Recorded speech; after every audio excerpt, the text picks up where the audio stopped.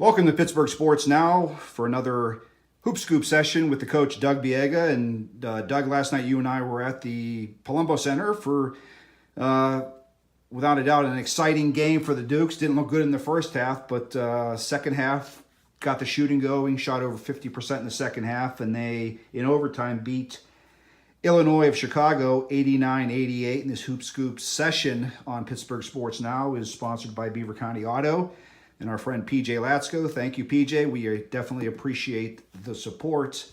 Everyone's talking that watched the game last night about freshman guard Sincere Carey. It's not hard not to do that when, first of all, you score 32 points, and then your head coach afterward, who's not real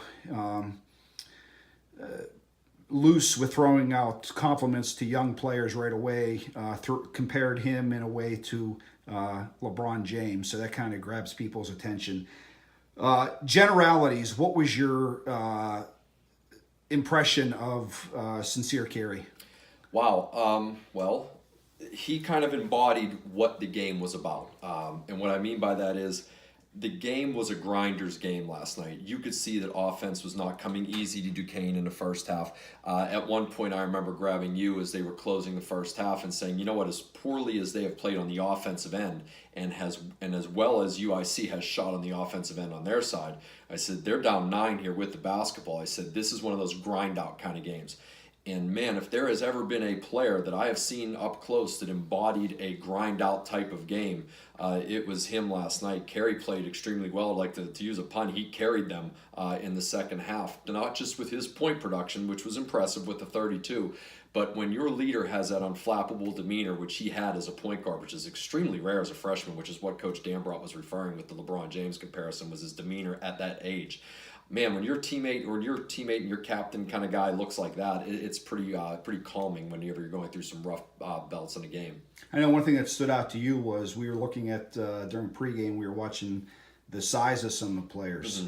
Mm-hmm. And you made a comment that his build does not look like, there's some other players they look like freshmen. Yeah. Didn't hit the weight room yet and all that. He did not have the look of a 18, 19-year-old player. No, he has a grown man body, and that jumped out at me right away. His legs are thick, his arms are thick, and there's just a physical as well as a mental strength that comes along with a kid like that. That I could see where Coach Dambrot really feels secure with having him out there on the floor. Overall, there were some things that obviously he needs to. There's some questions as far as forward play. But I don't know that there's any question about the guards and the wings that he has. I guess it's a good problem to have. I don't know the last time I was talking to somebody today about this in the same sentence, Duquesne having almost too much talent or depth at a position. And as a coach, that's a good thing, but it's also something that Dambrot's we're gonna have to watch and see how he plays this out. How much of a challenge is it gonna be for him to try to incorporate everybody into the depth in order to get the guys their flow, get their minutes, but at the same time doing what's best for the team? Well, it's a unique opportunity, and I use the word opportunity instead of the word problem because I do not see it as problematic. Last night, if I'm looking at my charts correctly, Duquesne played 12 guys in the game last night versus UIC only playing 8. And it may not be a coincidence that Duquesne was able to close on them and win the game in overtime whenever you have that kind of depth. When you have that many players and they do seem to have a log jam at a certain position, you have to get the players to buy in, okay? So if you are the type of person that will worry about your minutes as opposed to your production or your value to the team, then I would doubt Coach Dambrot would have recruited you to begin with. So just by my interaction with Coach Dambrot he is a team-first guy. He is a blue-collar lunch pail type of a coach. So looking at these numbers, everybody chips in their own way. And you look at a guy like Lamar Norman that came in scoring 11 points, 3 for 3 from the three-point line. And I remember one of the points that stood out to me was he hit a little floater in the first half when they were really having trouble scoring, and they cut the lead from 13 to 11. Everybody bought in on the defensive end. I saw every single one of the guys that came in last night really buy in and hound their man. And I think that wore them down. But what you're commenting about is looking for how you can maintain a flow when you play a lot of players. I think you just play guys almost like the steel. You play a hot hand. Like if someone is feeling it, or if someone has a good defensive matchup where you could eliminate one of the other team's better players, or there's a guard mismatch where you may be able to get some rebounds out of the guard position, then you ride that, and that's where depth is a definite value as opposed to a negative.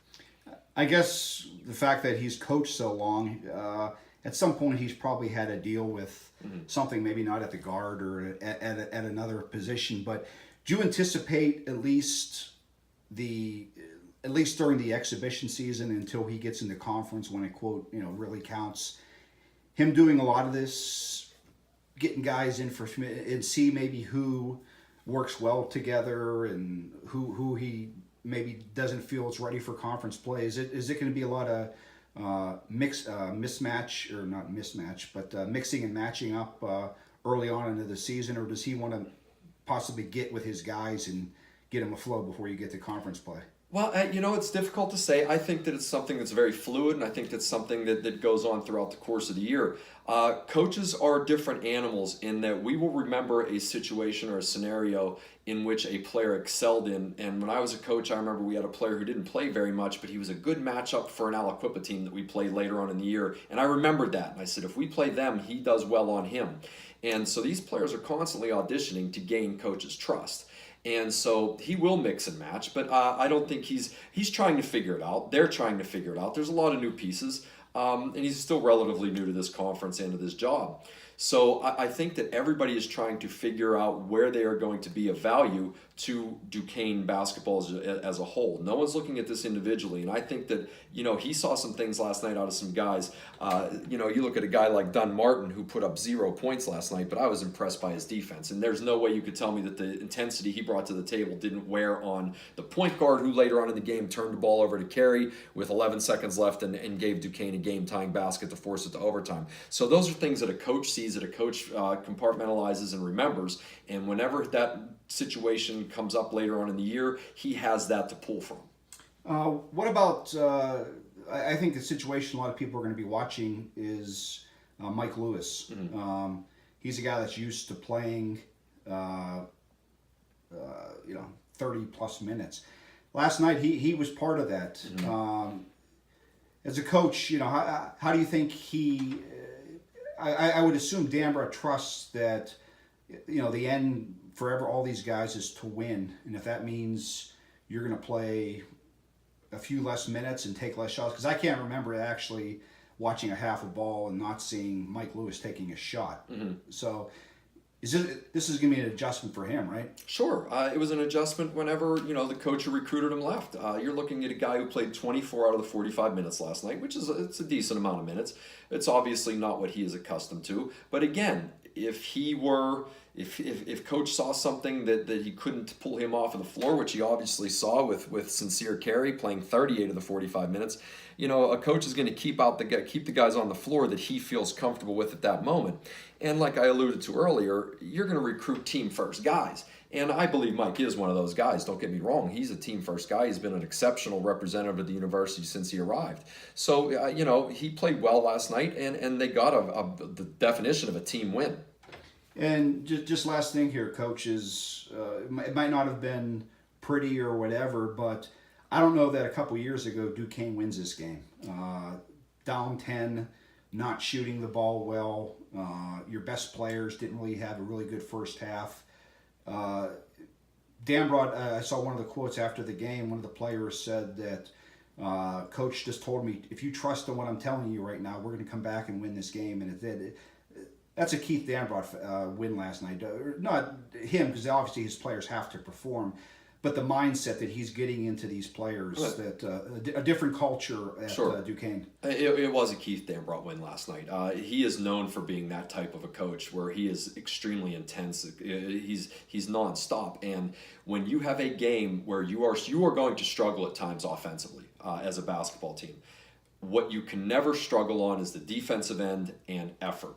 And Coach Dambrot, since the day he has started coaching, has brought a work ethic of defensive intensity, rebounding, and playing tough and as hard as you can for the whole duration of the game. Last night was 45 minutes it took, and it took all 45 of those minutes. So that was definitely they always say that teams take on the personality of their head coach. Well, we saw that last night, and that things weren't easy for Duquesne last night, but they weren't going to take no for an answer, and they eventually got through. All right, that's it. Coach was at the game. We'll be on the road again. Not exactly sure where we going next. That's a good question. I have to look at the schedule, and then we'll definitely be at Pitt somewhere. Duquesne. We'll definitely be at Pitt Duquesne that's in a for couple sure. weeks. Yes. Duquesne hits the road. They're going to be in Akron. Alan Saunders will be there for us, and then they travel to Notre Dame, and then they will be home. So we'll be there, but definitely after Pitt and Duquesne games, definitely check into Pittsburgh Sports Now for our Hoop Scoop feature with Coach Doug Biega, sponsored by Beaver County Auto and PJ Latsko. Until next time, thanks. Thank you.